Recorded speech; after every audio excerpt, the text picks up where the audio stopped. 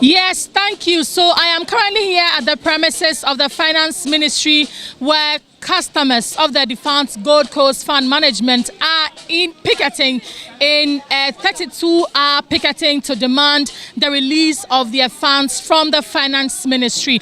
Behind me are these customers who have been here since yesterday morning, spent the night here and are still here this morning. Ms. Anyame is convener of the group. And Ms. Anyame, so tell us from yesterday to this time, what has the ministry been telling you? Thank you very much. The ministry just called us in and insulted us. What do you mean by that? Yesterday when we came here, we were invited into a meeting by Honorable Mohammed Amin Adam, that's the Minister of State for Finance Ministry. In fact, we have had earlier encounter with him, which he was not honest and truthful to us, so we didn't want to meet him yesterday.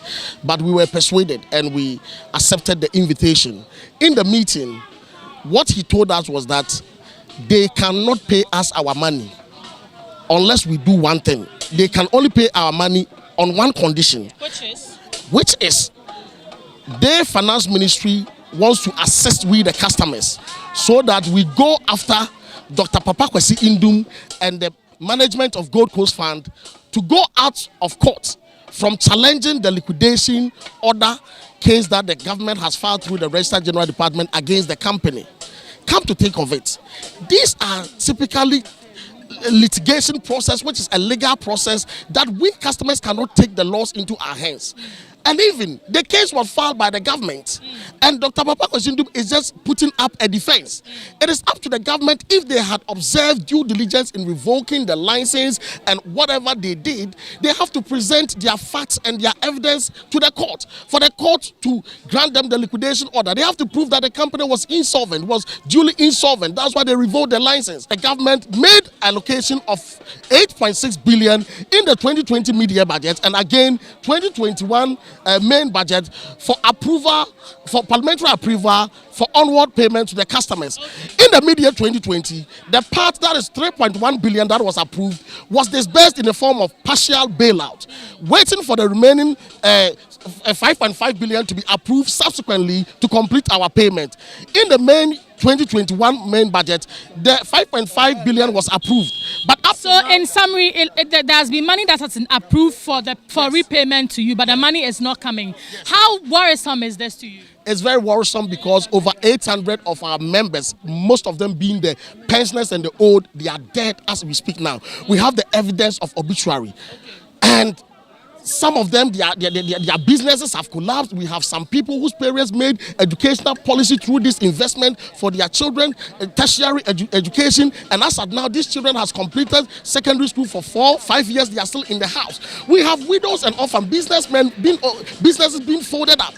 And the point is, if the finance ministry is telling us the money is sitting down there, but per their own discretion, which is not backed by any law, we should go against the company in court before they pay us. Then it is unfortunate.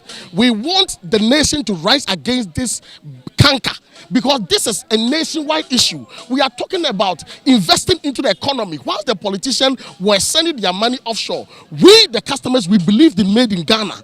We believed in what belongs to Ghana. That is why we invested our money in. We didn't keep our money under our beds, as some of them are doing. So you are doing a 36-hour picketing. What next after here? In fact, a lot is going to happen within the remaining hours. That will cause them to change their stand. You stay on tune and watch on. Let me speak to this woman. You say our hard-earned money stolen from us. How has this affected you? A lot, because my husband is a pensioner. He was working with Anglo Gold Ashanti. He worked for 35 years. So all the money that he had, his pension money, the redundancy money, everything is for Papa Kwesi Indum. And our children are staying in school. You believe it, my daughter stayed in the house for a whole term because we couldn't pay school fees. Not that we are poor, but because over 2 million is locked up for 5 years. And pension money is not enough. And my business also is not working. So nothing is working. So my sister, it's not easy for us. Nama Pacho, you have also been here since yesterday. How is it? Very bad pa. Ya chamu pa. Ya niya brianka sapa because kwa mu person mu niya mfaso no. Enya kwampa. And the moreover mu muadie. Se mu maame no mu panyimfo se yen ye baba beda tuntum wei mu. Ebeda wei mu made achi. Omu fa yen sika ma yen. omu di maya yemba ha biom yesra mu yambu kotodwe ba yesra mu because yen sika ono mbebu kotodwe de yen sika ama ye cha wo mu investment omu di aye disika no yen sika. So you have been hearing from convener of the group as well as some customers on how devastated they are because of their locked up funds. Currently, the main entry to the finance ministry has been locked or blocked by the police, and also the main road in front of the finance ministry is also blocked. The customers have taken over this road as they picket for the release of their monies. Back to you in the studio.